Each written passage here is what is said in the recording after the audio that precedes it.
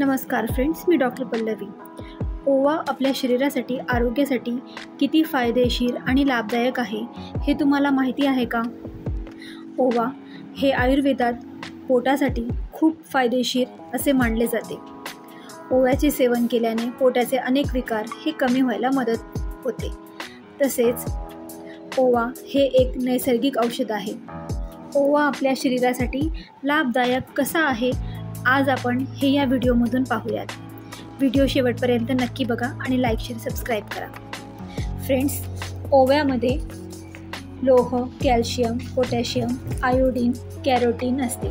शिवाय यामध्ये fibre, carbohydrate, proteins देखील आढळतात। ओव्यामधील थायमॉल या जंतुनाशक घटकामुळे वातावरण शुद्ध होण्यास मदत होते। त्यामुळे ओव्याचा नैसर्गिक औषध म्हणून देखील वापर केला जातो। ओवा हे एक अँटी-कफ एजंट म्हणून काम करते आणि फुफ्फुसातील हवेचा प्रवाह वाढवून खोकल्यापासून त्वरित आराम देते।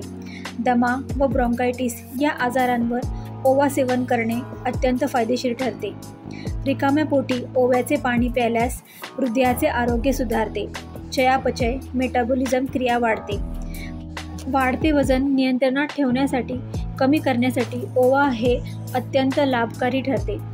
दिवसातून 2 वेळा ओव्याचे पाणी पिल्यास डायरियासारख्या पोटाच्या आजारांपासून तुमचे संरक्षण होते। ओवा उकळून पाणी पिल्याने वजन तर कमी होतेच, शिवाय पोट दुखणे थांबते। मासिक पाळीमध्ये पोटदुखीपासून आराम मिळतो। तसेच गॅसेस, अपचन, कॉन्स्टिपेशनसुद्धा कमी होते। आयुर्वेदात ओवा हा खूप महत्त्वाचा आणि गुणकारी असा सांगितला आहे। डिलिव्हरी झाल्यानंतर ओव्याचे सेवन करणे हे महिलांसाठी व बाळासाठी खूपच महत्त्वाचे ठरते।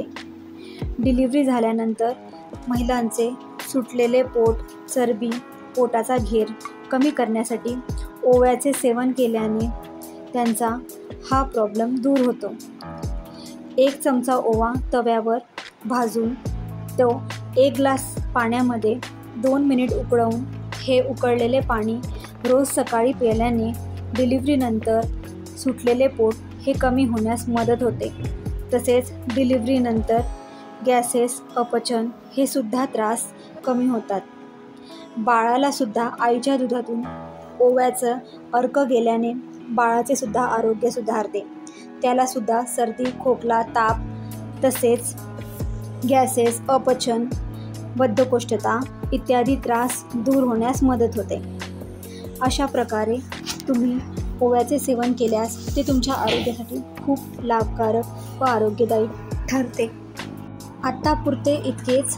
जर तुम्हाला माझी माहिती आवडली असेल तर चॅनलला लाईक, शेअर, सबस्क्राईब करा। थँक्यू।